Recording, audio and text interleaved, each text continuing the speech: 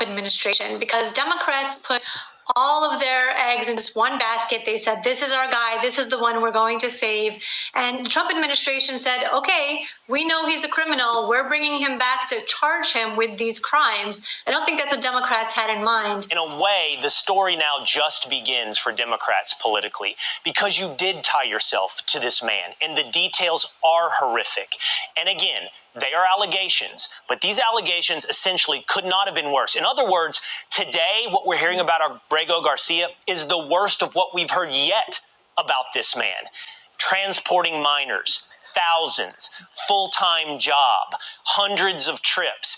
This, Carol, is a man that, for example, Senator Chris Van Hollen has latched himself, and I would have to suggest for many out there, his political future to Kilmar Abrego Garcia. I would tie this whole thing to Democrats going into the midterms, for all of them, really.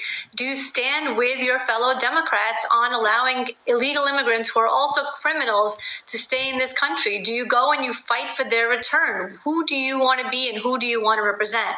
So I think that the Democrats should have to own this whole mess. It's been at their feet, and I think that the Republicans should hold them accountable on this. A few years ago, Senator Chuck Schumer said we should just legalize all the illegal immigrants that are here. And that didn't even become a huge story until recently, those comments, because it's such a crazy thing to say, but Democrats get away with saying crazy things like that.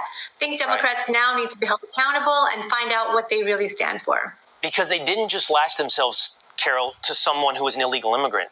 They latched themselves to someone, if these facts are proven to be true, and these are allegations, but if these facts are proven to be true, they latched themselves, they championed, they had margaritas with someone who's alleged to be an MS-13 human trafficker with a full-time job bringing thousands of people into the United States. That, to me, is political death, and should be. It should be for anyone purporting to serve the citizens of the United States of America to think that this is the purpose of your office. You do not have the dignity nor the right priorities to serve the citizens of the United States of America.